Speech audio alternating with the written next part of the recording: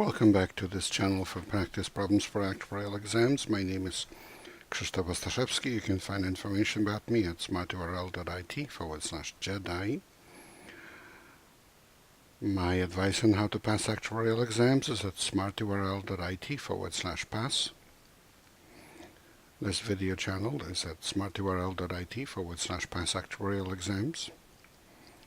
And here you have information about online seminars that I teach for exams PFM, IFM, and LTAM, as well as study manuals I wrote for those exams. I publish under the brand name BTDT. This stands for Been There, Done That, and that's what you need to be able to say anytime when you're taking the exam, you look at the problem, you should be able to say BTDT, Been There, Done That, because you should be so prepared that you've done problems like that before and you know immediately what to do. You shouldn't be spending time thinking about solving a problem when you're taking an actuarial exam. Thinking is the last resort of the unprepared. Thinking must be done before the exam, and a lot of memorizing. I direct the actuarial program at Illinois State University. You can find information about it at smarturl.it/actuary. If you would like to offer a tax-deductible donation to support our students, please go to smarturl.it/help-ISU-actuary. Here's a problem for today. That's problem number 9 from multiple choice section of the first exam LTAM given in October 2018, at the end of October 2018. You are given that mortality and sickness follow the standard sickness-death model. Interest rate is 5%, and we're supposed to calculate A bar 60 : angle 10 upper 02. And that's insurance plan, actuarial present value of an insurance plan, paying a unit, a dollar, to a person currently in state 0. Upon transition to state 2, a person is currently 60 years old, and the payment happens only during the first 10 years.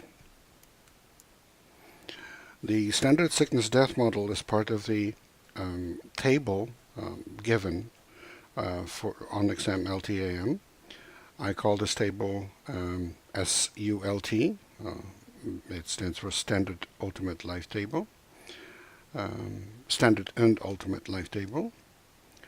And you can find it where do you think you can find it? You can find it at smarturl.it/SULT.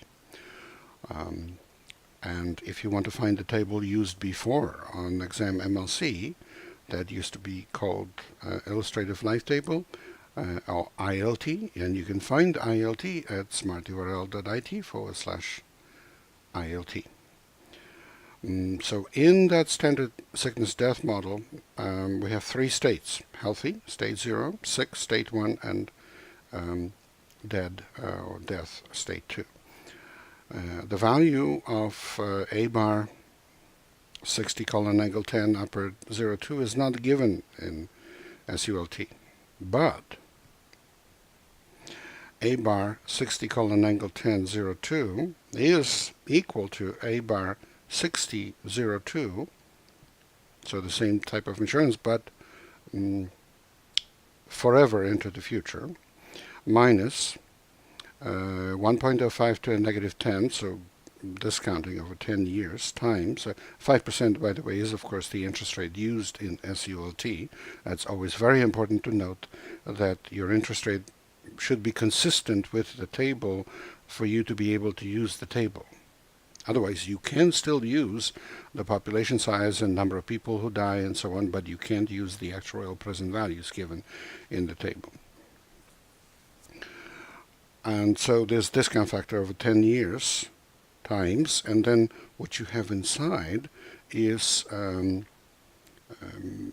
probability over 10 years for a 60-year-old of transitioning from state 0 to state 0, and then subsequently going from that state 0, dying, but after age 70, because we account for deaths here after age 70, so we're subtracting those from the deaths after age 60 to account only for deaths between ages 60 and 70, which is what we're looking for in 60 colon angle 10.